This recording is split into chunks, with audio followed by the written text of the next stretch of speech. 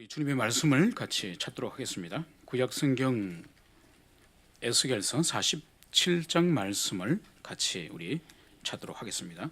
구약성경 에스겔서 47장의 말씀, 47장 1절에서 12절의 말씀까지, 1절에서 12절의 말씀까지 우리 다 함께 찾아서 읽도록 하겠습니다.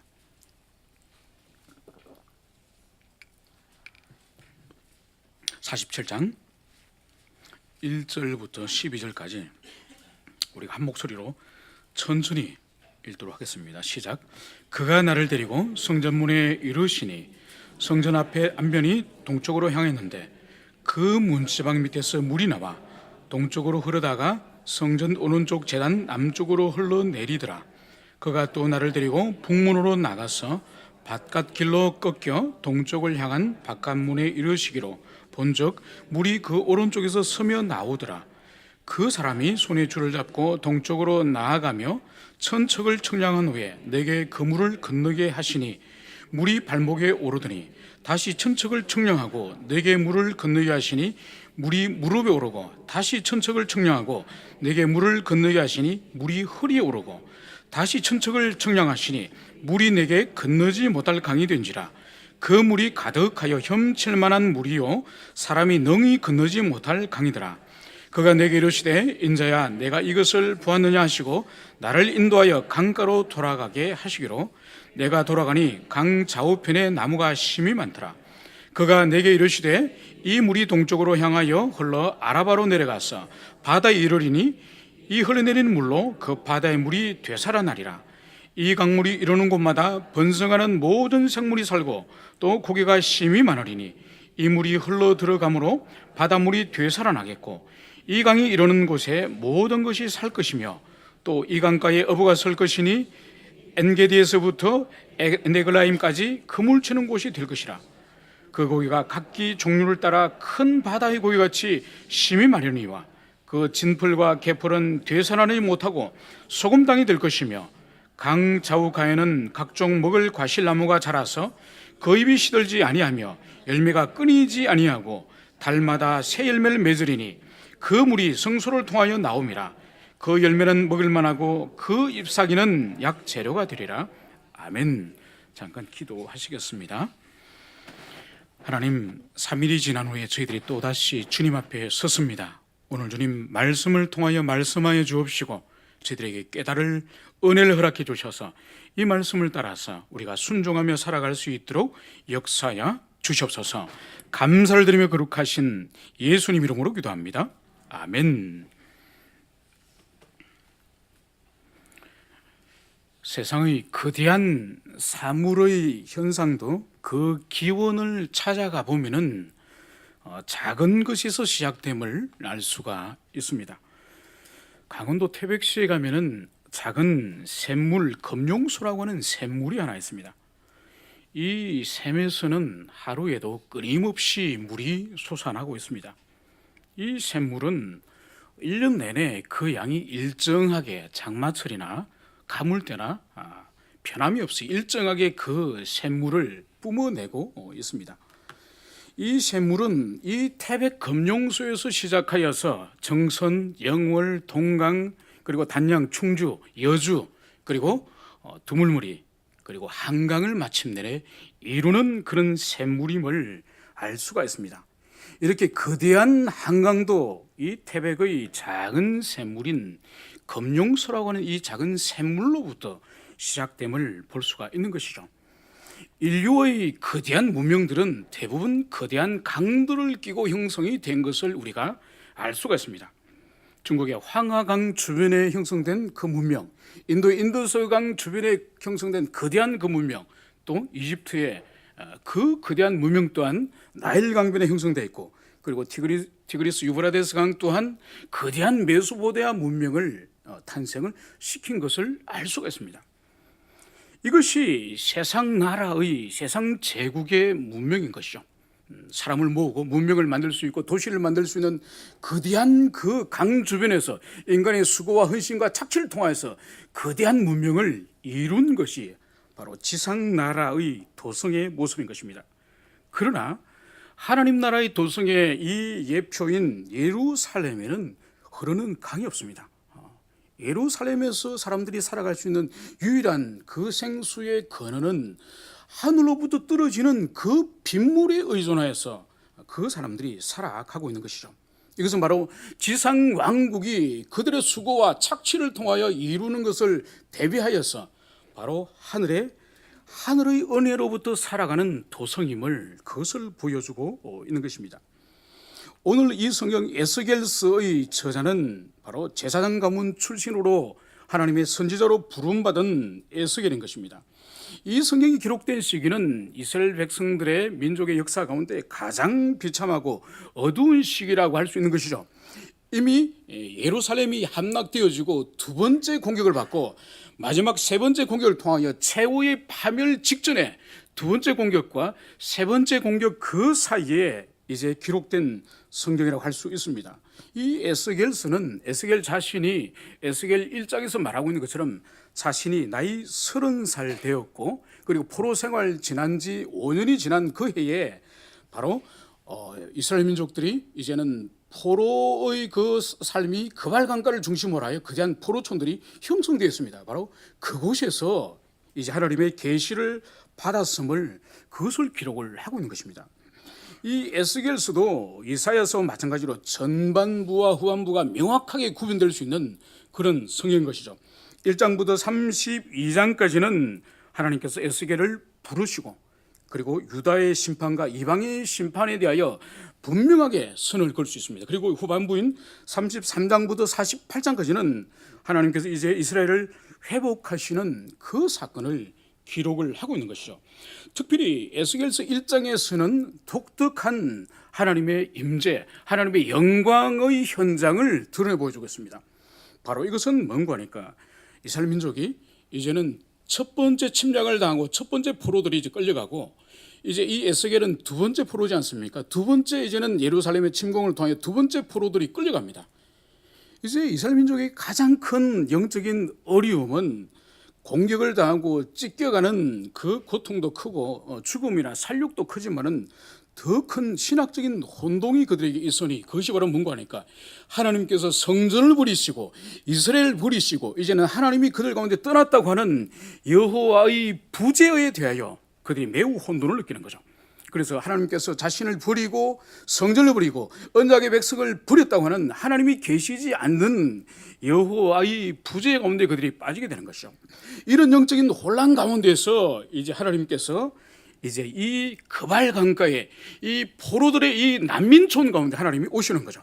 그래서 그들에게 고정관념은 하나님은 예루살렘에 계시고 하나님은 성전의 보좌 가운데 계시는 하나님께서 이제는 바로 포로들 가운데 함께 계시는 그 하나님으로 주님께서는 에스겔에게 계시하는 것이죠.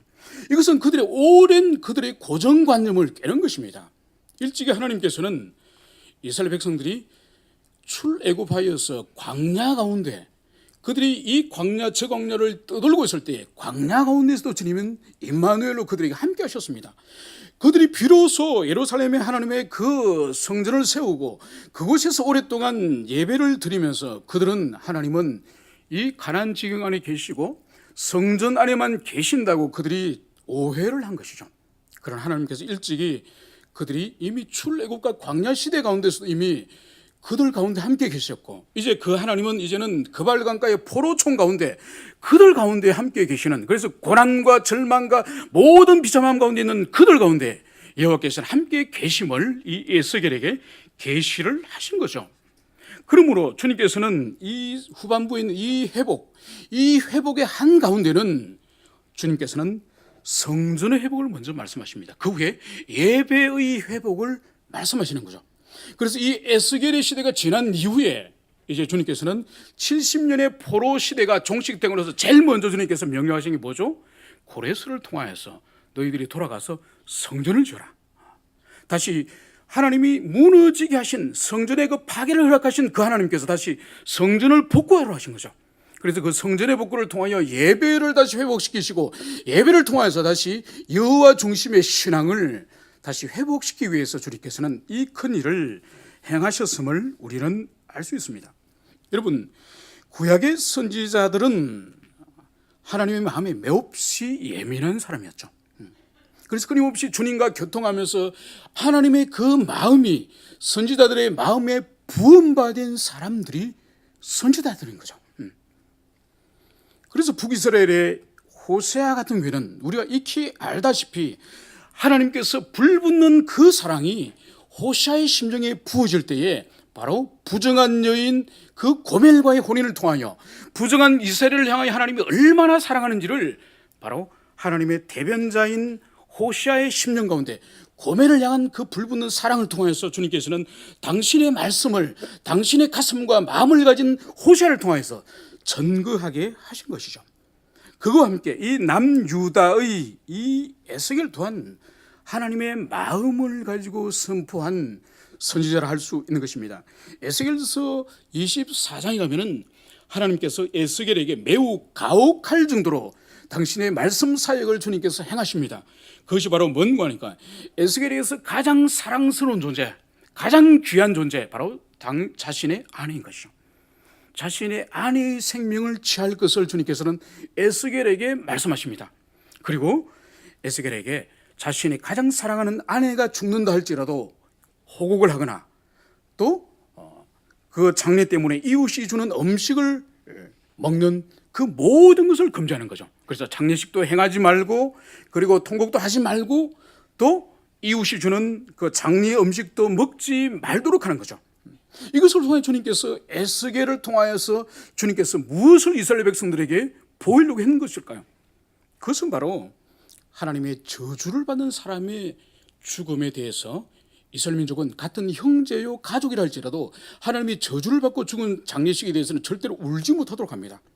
이것을 통하여 주님께서는 이스라엘 민족을 향하여 하나님의 진노와 심판이 얼마나 클 것인지 이제 장차 세 번째의 하나님의 심판을 통하여 예루살렘이 완전히 멸망할 것을 주님께서는 이 에스겔의 아내의 죽음과 아내의 죽음에 대한 에스겔의 반응을 통해서 이제 하나님의 저주가 이 예루살렘에 임할 것임을, 마지막 심판이 임할 것임을, 그것을 이 에스겔을 통하여 말씀하시는 거죠. 따라서 오늘날도 설교자는 자기 시대와 자기가 목양하는 영혼을 향하여 하나님의 마음을 가지고 더함도 없고 뺨도 없는 가감 없는 하나님의 말씀을 전하는 그 일이 구약의 선지자들의 후예로서 가장 중요한 본질이 아닐까 생각을 합니다. 그러나 오늘날 설교자는 하나님 앞에 신전의식을 따라서 말씀 사역을 행하기보다는 사람의 필요, 자신의 돌보는 양들의 필요를 먼저 공급해 주는 하나님의 말씀을 대변하고 하나님 편에 대변하는 자라기보다는 양들의 필요에 너무 예민한 존재가 오늘날 되어가고 있음을 우리는 알 수가 있습니다. 오늘 본문 47장 1절 2절에서는 성전 문주방에서 생수가 흘러나옴을 말씀을 하고 있습니다. 여러분, 이것은 영적인 하나의 비유인 것이죠. 예루살렘에는 강이 없고 성전을 관통하는 흐르는 물이 당연히 없습니다. 이것은 하나의 영적인 비유인 것이죠. 우리가 주변 문맥을 보면은 이것이 무엇을 의미하는지 알 수 있습니다. 33장부터 48장까지의 그 후반부의 이 부분이 바로 예루살렘의 회복, 이스라엘의 회복에 대하여 차례차례도 주님께서는 그 순서를 말씀하고 있으니 먼저 성전의 회복이요, 두 번째로는 제사의 회복이요, 마지막에는 그 가나안 땅 전체의 회복을 주님께서는 말씀을 하고 있습니다. 여러분, 이 에스겔서 상반부인 10장과 11장에는 독특한 표현이 있습니다. 그것이 바로 뭔가 하니까 열왕기에서 이 예루살렘 성전을 모두 건축하고 나서 솔로몬이 이제 하나님께 손을 들고 기도할 때 어떤 일이 일어났습니까? 하늘로부터 임한 불꽃을 통하여서 하나님께 드리는 그 헌제물이 태워지면서 그 예루살렘 그 성전에 하나님의 영광이 찬란하게, 그래서 솔로몬과 모든 제사장마저도 그 영광에 압도돼서 제사장마저도 서서 하나님께 예배할 수 없는, 제사 드릴 수 없는, 모두가 그 박석에 땅에 엎드리는 영광의 임재가 예루살렘 성전에 일어납니다. 바로 그 일이 있고 난 많은 세월 후에 이 에스겔서 10장과 11장에는 그 하나님의 영광이 예루살렘 성전을 떠나는 이야기가 나옵니다. 성전을 그 영광이 이제 떠나버려요. 성전에서 떠난 그 영광이 이 이후 43장에서는 떠난 영광이 다시 이 성전으로 다시 회복하는 이야기가 43장에 나옵니다. 그리고 이 성전의 영광이 다시 찬란하게 충만하게 드러나는 이야기가 이 3장에 나오는 것이죠. 그러므로 성전의 회복과 이어서 제사의 회복과 이어서 그 땅이 회복됨을 오늘 이 성전에 흘러나오는 이 생수를 통해서 그 일이 이루어질 것임을 그것을 보여주고 있는 것이죠. 그러므로 하나님의 언약 백성의 진정한 회복은 다른 회복이 하는 것이죠. 하나님 자신과의 관계의 회복, 하나님 자신과의 관계의 회복이 바로 회복의 본질인 것입니다. 이 관계의 회복의 본질은 무엇을 통해 이루어지느냐? 그 바로 수단과 통로가 바로 예배의 회복을 통하여서 이루어짐을 그것을 보여주고 있는 것이죠. 그래서 어느 시대나 바로 에스겔 이 시대나 이사의 시대나 오늘이나 하나님과 회복의 한가운데는 바로 예배의 회복이 있는 것이죠. 예배를 통해서 하나님을 실제적으로 영적으로 만나는 그 일이 예배 가운데서 있어야 되는 것이죠. 여러분, 예배 본질이 하나님과의 만남이라고 우리는 배웠습니다. 하나님과의 만남이라고 한다면 반드시 여기는 두 가지의 일이 반드시 일어나게 됩니다. 그것은 첫째로 하나님의 성품에 대한 경험이 있을 것이고, 두 번째로는 자기에 대한 인식이 정직하게 일어난 것입니다. 이 두 가지가 하나님께 예배 드린다는 의미고 예배를 통해 하나님 만난다는 의미예요.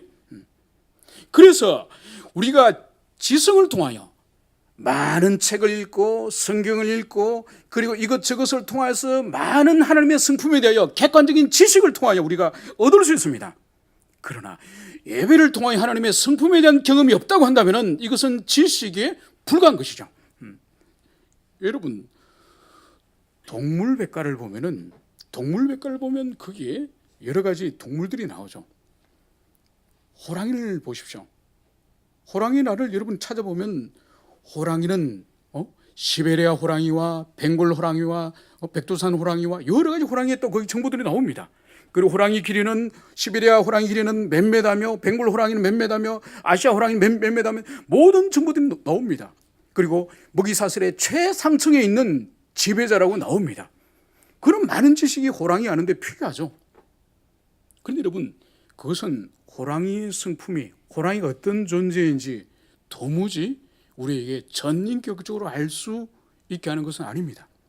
여러분들이 밤길을 가다가 어두운 밤길에 그 포효하는 호랑이를 어두운 밤길에서 직면하여서 그 호랑이가 여러분을 집어 삼킬 듯이 입을 벌리고 여러분들을 그렇게 포효할 때에 비로소 호랑이가 얼마나 포악한 짐승인지 얼마나 무서운 짐승인지를 아는 것처럼 아무리 많은 교리적인 지식을 가지고 성경을 읽고 그렇다 할지라도 하나님의 성품을 예배 가운데 직면하지 못한다면, 성령의 역사를 통해서 주님을 만나지 못한다면 그 차가운 지식은 우리를 결코 그리스도를 닮아가게 하지 못할 것입니다. 그러므로 첫 번째, 하나님의 성품을 예배를 통해 그분의 인격을 경험하는 그 일이 먼저 있어야 될 것입니다. 두 번째로 우리 자신에 대한 정직한 자기인식, 자신의 존재가 자기의 평가가 아닌 하나님의 평가로서 하나님의 눈으로서 자기가 어떤 존재인지 인식하는 이 일은 절대로 진리와 우리가 주님과 대면하지 않고는 절대로 그 인식을 가지지 못하는 것이죠. 자신이 상당한 경건에 이른 것 같고 상당한 성화에 이른 것 같고 주님과 주님 나라를 위해서 많은 것을 헌신하는 것처럼 우리 자신을 대견하게 평가를 합니다. 교회에서 직분을 가질 수도 있습니다. 심지어 목사일 수도 있습니다. 심지어 여러 사역을 감당하는 대견한 일꾼이라고 교회에서 칭찬을 들을 수 있습니다. 그러나 그것은 사람의 평가지 하나님께서도 그렇게 보지 않을 수도 있습니다. 그러므로 예배를 통해서 자신이 하나님 눈빛에 어떤 존재인지를 깨닫는 그 일이 예배를 통해 우리에게 주시는 최고의 은혜인 것이죠. 그래서 참다운 예배를 드리면 드릴수록 그 사람은 자기 영혼의 비참함을 깨닫게 되고 자기의 무능함을 깨닫게 되고 자기의 소망 없음을 깨닫게 되고, 그러므로 그 사람은 겸비한 삶을 살아갈 수밖에 없는 거죠. 오늘날 그리스도인들과 교회가 당하는 모든 이 추문과 고통의 궁극적인 원인은 다른 데 있는 것이 아니에요. 예배를 비롯하여 모든 종교 행위 가운데 하나님의 성품을, 하나님 그분 당신을 직접 만나는 그 일이 없기 때문에, 껍질만 있기 때문에 모든 추문과 모든 비참함들을 우리가 경험하는 거예요. 그 많은 지식으로 귀만 커지고 눈만 밝아져가지고 자기 내면을 살피기보다는 타자의 허물을 찾아내는 그 눈만 밝아지고, 그러니까 그 많은 지식이 자기를 거룩하게 하지 못하는 거죠. 모든 고통의 원인은, 비참의 원인은 바로 하나님과의 인격적인 만남이 없는, 성품의 경험이 없는, 껍질만 남아있는 이 예배, 이 예배가 가장 우리의 근본적인 악을 제조하는 것이죠. 이 말씀을 전가하면서 저 자신을 살펴봤습니다. 여러분보다 훨씬 더 많은 시간을 들여서 말씀을 연구하겠죠. 훨씬 더 제 자신을 성찰하겠죠. 훨씬 더 많은 허물을 사실은 목회자인 제 자신이 가지고 있습니다. 그래서 엄격히 말해서 교회와 그 시대의 교회가 당하는 모든 궁극적인 고통의 뿌리는 사실 어느 시대든지 목회자 그룹에서 문제를 항상 발생합니다. 평신도들이 사회적으로 문제를 일으키거나 평신도들이 교회에 풍파를 가져오거나 평신도들로 인해서 고통을 가져오는 일들은 교회 역사를 보면 없습니다. 모든 것들이 정점에 있는 우리 교육자들 그룹 안에서부터 먼저 시작하여서 그것이 아래로 퍼져 올라가는 거예요. 배운 대로 사는 것이죠. 나아가서 마찬가지입니다.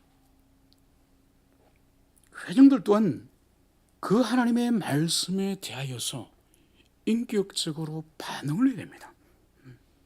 깨닫고 반응을 해야 됩니다. 그래서 자기 영혼이 얼마나 추루한지 끊임없는 자기 성찰의 기회로 삼아야지, 그 말씀을 칼로 삼아서 휘두르면 안 되는 것이죠.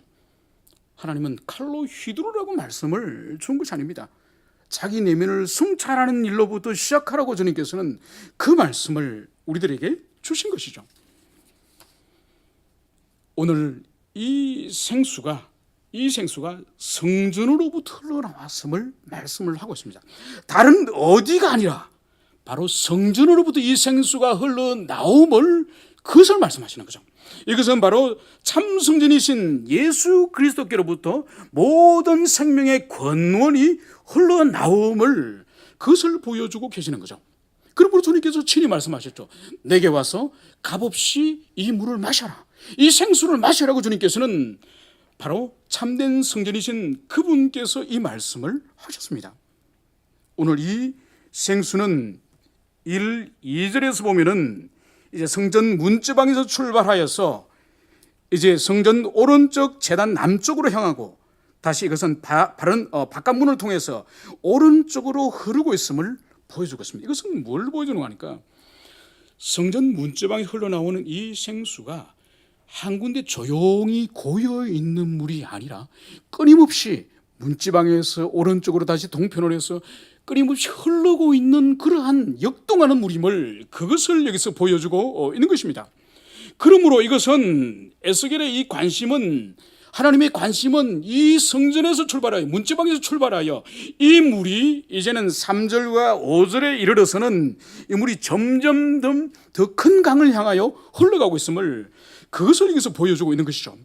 그러므로 이 물의 관심, 하나님의 관심은 궁극적으로 성전에 머물러 있는 것이 아니에요. 성전에 있는 물이 흘러서 넓은 이제 강과 바다를 향해서 흘러가듯이 바로 이 생명수인 이 그리스도의 관심은 바로 온 세상을 향하여 흘러감을, 그것을 여기서 보여주고 있습니다. 그러므로 이 생수가, 이 복음이 바로 이스라엘만이 아니라, 언약의 백성이라 부르는 이스라엘만이 그들에게 하나님의 관심이 아니라 바로 이스라엘을 흘러서 통과해서 온 세계로 향하여 흘러갈 것임을 복음의 그 편만한 그 역사를 여기서 예시적으로 그것을 말씀을 하고 있는 것입니다. 그러므로 제일 그 출발은 어딘가요? 성전입니다. 성전. 성전에서 출발하여서 그것이 강을 따라서 드디어 바다까지 흘러들어가는 것이죠. 이것은 영적인 변화와 영적인 출발이 어디로부터 시작되어야 되는지 그것을 여기서 보여주고 있는 거죠. 그것은 바로 무엇인가 하니까 모든 변화와 모든 궁극적인 변화의 출발 근원은 바로 한 사람, 우리 자신으로부터 출발이 되는 거죠. 우리의 심정으로부터 출발하는 거죠. 중생과 회심으로부터 모든 하나님의 나라의 일들이 출발함을, 그것을 우리는 명심을 해야 되는 것입니다. 여러분, 어떤 사람은 세상의 변화에 대해서 관심이 많습니다. 온 열방을 하나님께로 돌리는 선교에 관심이 많습니다. 일어나서 세상을 변화시키자고 말해요. 좋은 일이죠. 그러나 반드시 전제되어야 될 것은 자신의 변화로부터, 나의 변화로부터, 한 사람의 영혼의 변화로부터, 거기로부터 말미암지 않고는 세상을 변화시킨다는 것은 사상 누각에 불과한 것이죠. 그래서 오늘 이 생수가 출발 근원이 성전으로부터, 성전 문지방으로부터 출발한다는 것을 우리는 그것을 명심을 해야 될 것입니다. 이제 3절부터 5절까지는 이제 그 성전에서 흘러나온 물이 점점 더 깊어감을, 그것을 보여주고 있는 거죠. 1천척을 이제는 하나님의 천사가 이동하여서 물을 재니 처음에는 그 물을 에스겔에게 건너가 보게 하니까 에스겔의 발목에까지밖에 오지 않습니다. 다시 1천척을 다시 더 지나가서 그 물을 이제는 에스겔에게 건너가게 하니 그 물이 이제는 무릎까지 차는 거죠. 다시 1천척을 더 지나가서 에스겔에게 통과하게 하니까 이제는 그 물이 허리까지, 에스겔의 허리까지 이르게 되는 것이죠. 다시 천사는 에스겔에게 1천척을 더 지나간 후에 이제 그 물 속으로 들어가게 하니까 이제는 에스겔이 건너갈 수 없는, 이제는 에스겔이 헤엄쳐야 되는 그런 더 깊은 물이 되었음을, 그것을 여기서 보여주고 있는 것이죠. 이것은 바로 하나님의 은혜의 세계가, 성령의 역사가 우리 심령과 우리 내면 가운데 더욱더 깊은 은혜의 세계로 들어가야 됨을, 그것을 여기서 보여주고 있는 것이죠. 그러니까 더 우리의 존재가 더욱더 온전해져 가고, 더 우리 존재가 더 책망할 것이 없는 정결한 자가 되어가고, 더욱더 우리의 삶의 목표가 더욱더 거룩함에 이르는 것이 우리의 목표가 되어야 되는 거예요. 그래서 예수님께서도 세상 사람들의 관심이 뭔가요? 무엇을 먹을까? 무엇을 입을 것인가? 무엇을 누릴 것인가? 오늘날 보세요. 인간의 모든 욕망을 한 군데서 볼 수 있으니 그것이 뭔가요? 텔레비전이죠. 텔레비전의 어느 시간에 보면 인간의 욕망이, 이 시대의 욕망이 무엇인지를 정확히 알 수 있습니까? 광고 시간이죠. 그 광고를 보십시오. 무엇을 먹을 것인가? 무엇을 입을 것인가? 무엇을 소유할 것인가? 그죠? 육신을 제외한 그런 광고를 본 적 있습니까? 이것이 이 세상이 우리를 향해 끊임없이 현해시키는 거예요. 너희들이 끊임없이 무엇을 먹을 것인가, 무엇을 입을 것인가, 무엇을 누릴 것인가, 끊임없이 육체의 만족을 위하여 끊임없이 우리에게 강요를 하는 시대에 우리는 살아가고 있습니다. 그래서 주님께서는 무엇을 먹을까, 무엇을 입을까를 염려하는 세대를 향하여 주님께서는 제자들에게 무엇을 가르쳐 주셨습니까? 너희는 먼저 그의 나라와 의를 구하라. 그리하면 이 모든 것을 더해 주시라 말씀하셨습니다. 근데 솔직히 오늘날 봅시다. 우리 자신을. 주님께서 우리에게 먼저 그의 나라와 의를 구하는 삶을 말씀하셨습니다. 과연 우리 삶의 초점이, 우리 삶의 중심적인 화두가 하나님의 나라와 의가 과연 중심에 차지하고 있습니까? 아니면은 무엇을 먹을까, 무엇을 입을까, 무엇을 소유할까를 신앙으로 덧칠해가지고 혹시나 우리 그렇게 살고 있지 않습니까? 예수 이름으로, 하나님의 은혜로 무엇을 먹을까, 무엇을 입을까, 무엇을 소유할까, 이것이 더 많은 시간과 더 많은 마음과 더 많은 우리의 정신을 할애하고 있지 않습니까? 정말 우리가 하나님의 나라와 의를 위해서 자나깨나 그 생각으로 주님께서 말씀하신 것처럼 그 집념 가운데 있습니까? 아니면은 주께 이 모든 것을 더해 주시라고, 먼저 그의 나라와 의를 구하는 자에게 이것을 더해 주시라고 말씀하는데, 더해 주시는 그곳에 목숨을 걸고 살아가고 있지 않습니까? 오늘 물이 깊어지는 것처럼 하나님의 은혜의 세계가 깊어지지 않으면, 우리의 경건의 세계가 깊어지지 않으면은 우리는 신앙 이름으로, 예수 이름으로 무엇을 먹을까 무엇을 입을까를 벗어날 수 없는 그런 존재가 되고 말 것입니다.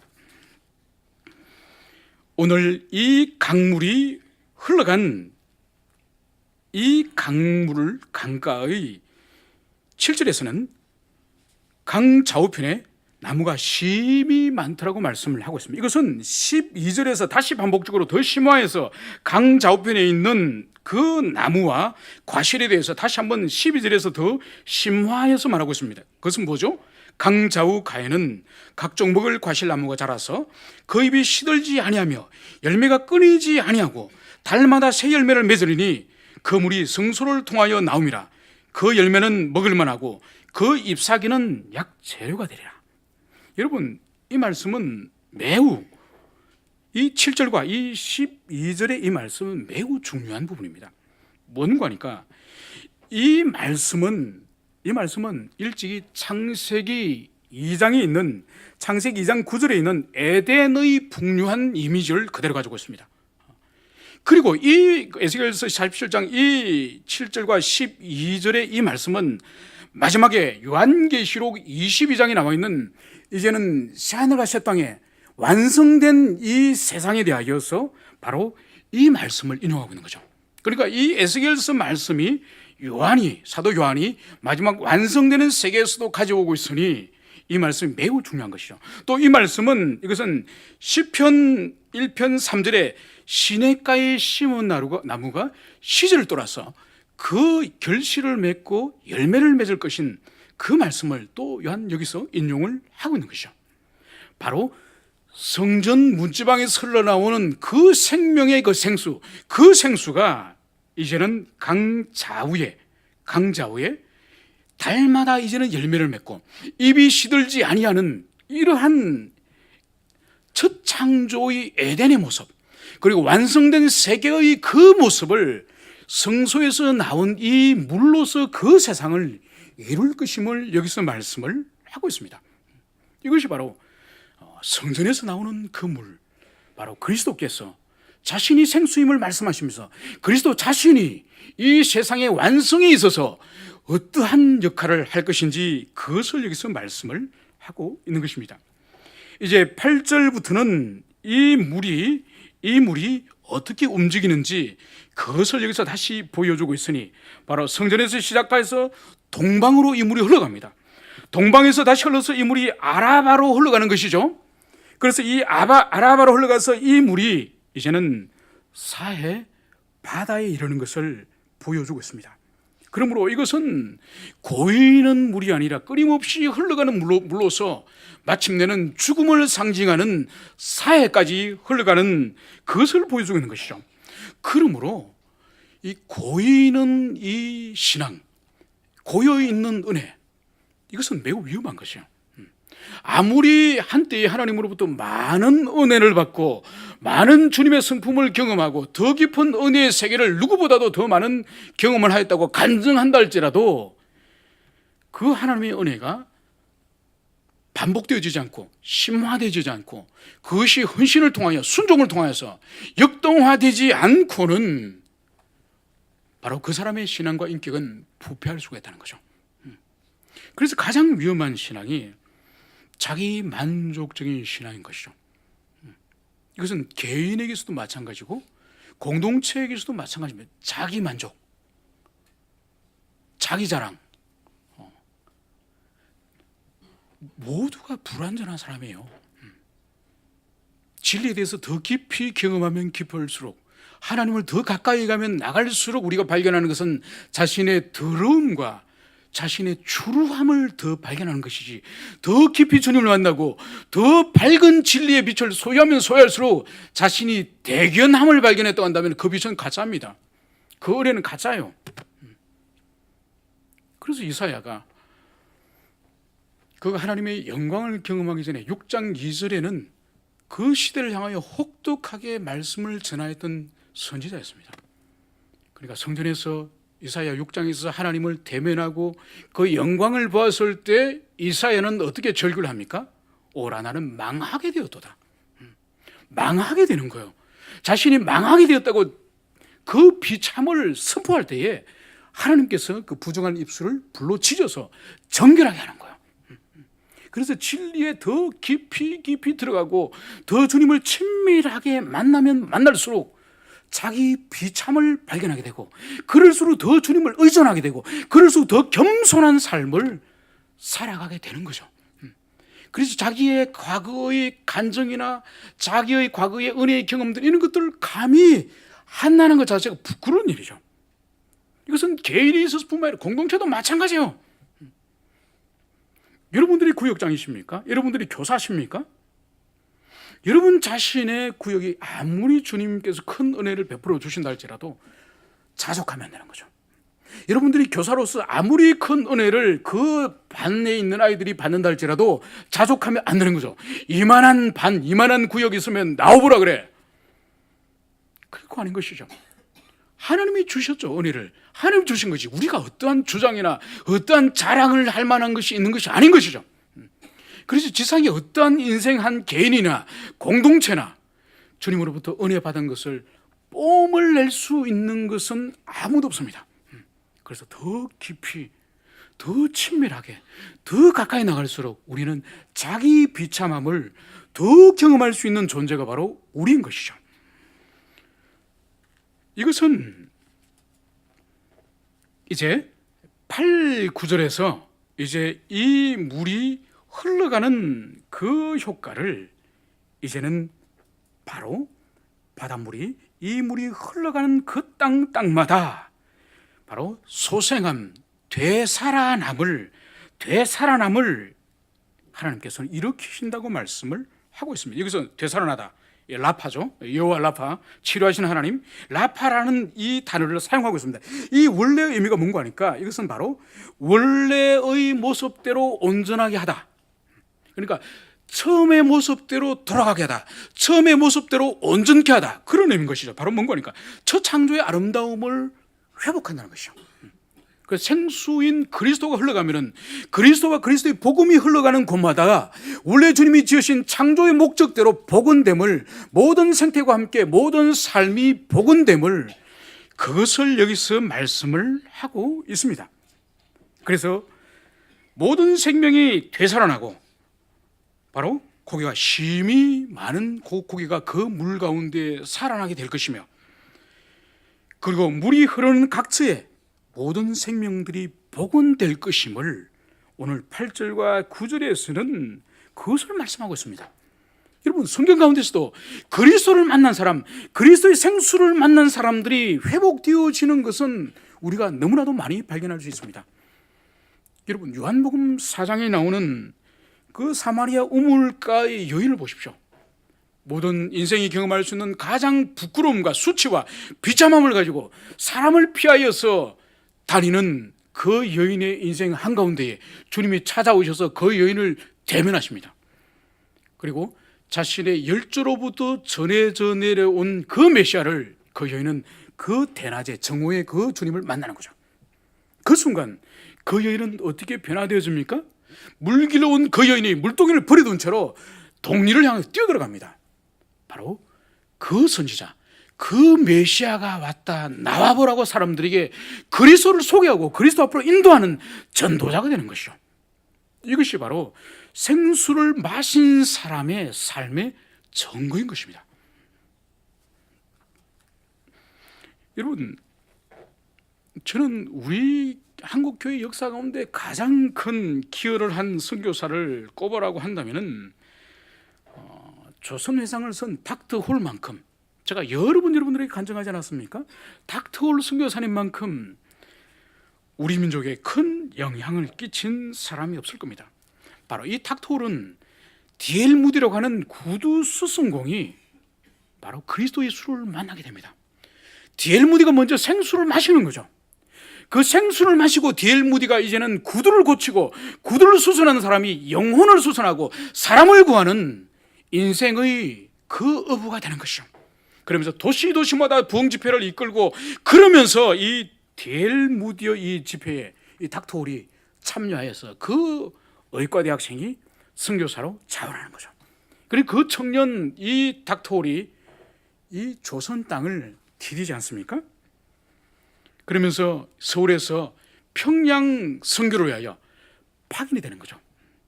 그래서 평양에 그가 처음 평양문을 들어갈 때에 대동문을 통과할 때, 말을 타고 대동문을 통과할 때 놀라운 장면을 목격합니다.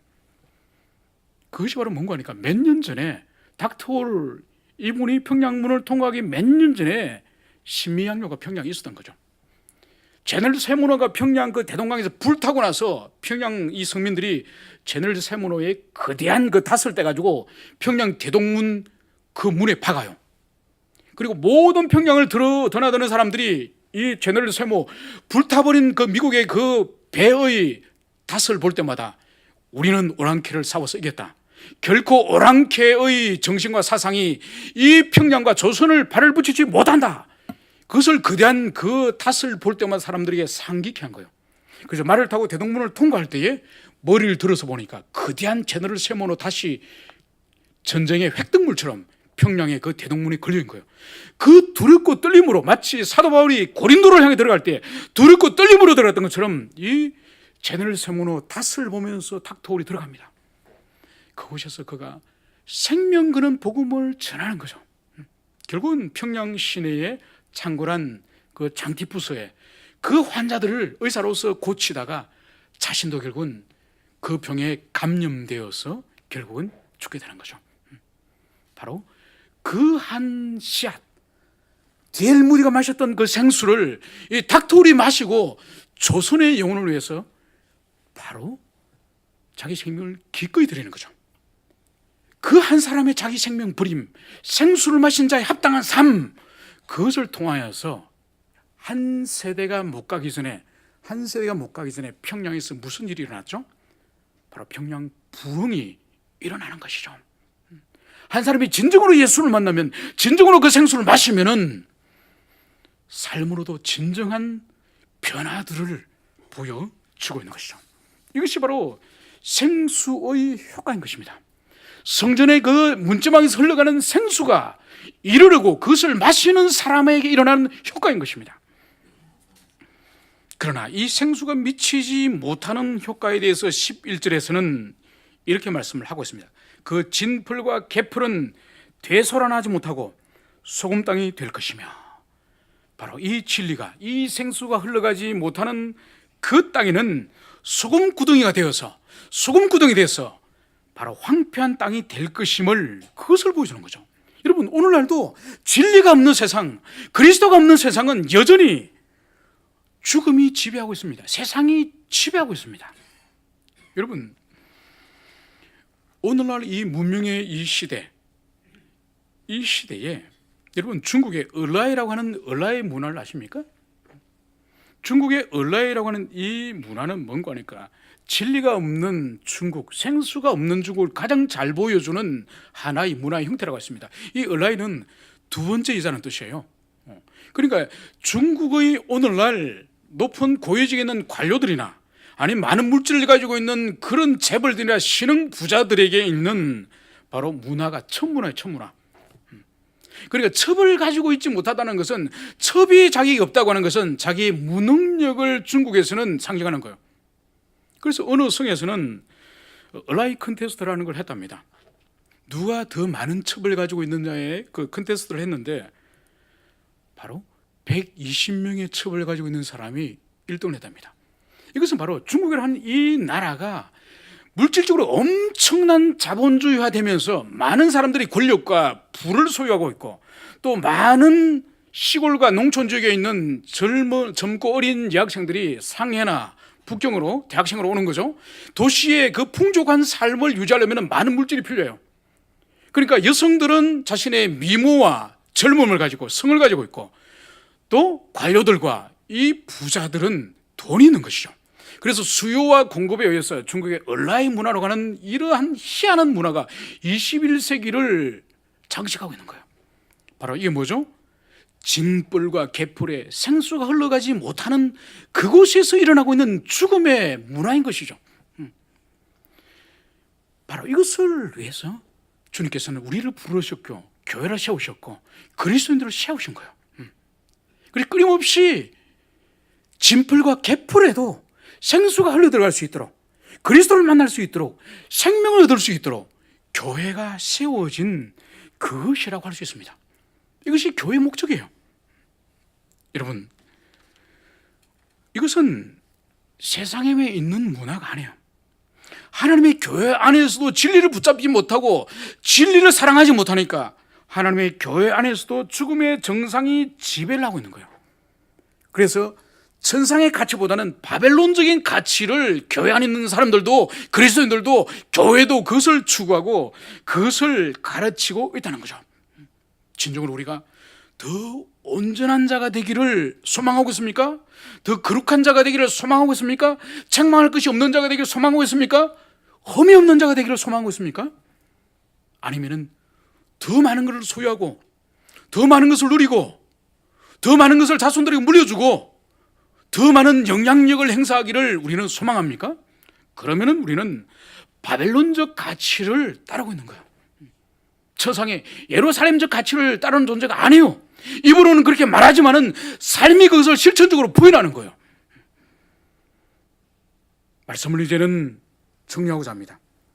오늘 이 성전 문지방에서, 이 성전에서 생수가 흘러나와서 굽이 흘러서 죽음의 바다 사해까지 흘러들어가서 사해마저도 살리는, 죽음마저도 살리는 이 놀라운 생수를 오늘도 우리는 그것을 마셔야 됩니다. 이 생수의 근원은 바로 주님의 십자가에서 이제 우리들에게 흘러서 나오는 것이죠. 십자가에서 흘러나오는 그 생수를 먹고 마실 때에 우리는 성도들에게 부여된, 언약의 백성에게 부여된 거룩한 그 삶을 실천적으로 살아갈 수가 있는 것입니다. 주님의 몸된 교회의 강단과 조국교회의 강단과 조국교회의 목회자들의 그 음성을 통해서 하나님의 생수가 끊임없이 흘러가서 그 생수를 먹고 마셔서 교회가 회복되어지고 영혼들이 회복되어지고 이 세대와 이 민족과 나라가 회복되어지는 이 일이 우리 교회로부터 시작되어지고 우리 자신으로부터 시작되어지기를 다시 한번 간절히 축원합니다. 함께 기도합시다. 먼저 오늘 들었던 말씀, 깨달았던 말씀을 따라서 하나님, 성전에서 생수가 흘러나오듯이 주님의 십자가로부터 이 생수가 흘러나오게 하시고 우리 교회 강단에서 다른 목사님의 설교를 통해서 주님의 그 생수를 우리가 먹고 마셔서 우리 자신이 소생되어지고 공동체가 소성되어지고 하나님이 기뻐하시는 열린교회가 다시 한번 될 수 있도록 해달라고 간절히 함께 기도합시다. 기도하겠습니다.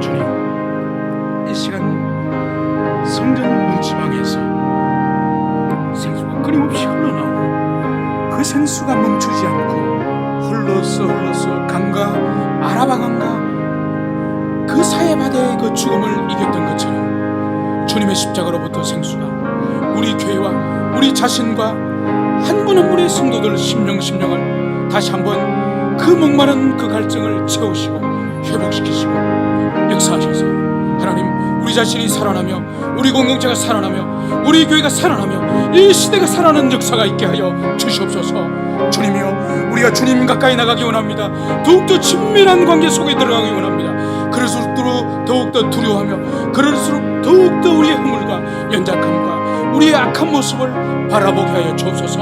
하나님, 그러므로 말미암아서 우리가 거룩과 더 온전함과 허물없음과 더 아버지여 책망할 것이 없는 우리 자신이 될 수 있도록 하나님 도와주시기를 소망합니다. 우리는 소망이 없는 인생입니다. 주님께서 우리의 유일한 소망입니다.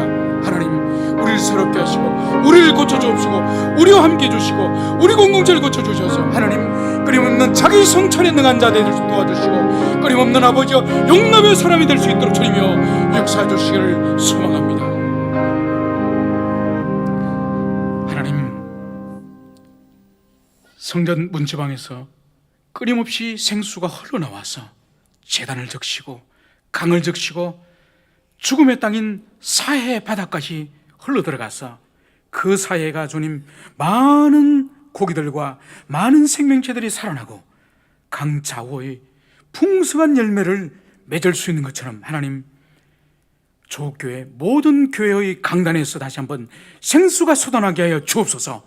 하나님, 열린교회 특별히 우리 담임 목사님, 사역위에 하나님, 생수가 강물같이 흘러나와서 우리 심령마다 우리 공동체를 적시고 살리는 역사가 있게 하여 주시옵소서. 이제는 우리 주 예수 그리스도의 은혜와 하나님 아버지의 사랑과 성령 하나님의 교통하심이 이제로부터 영원히 함께 있을지어다.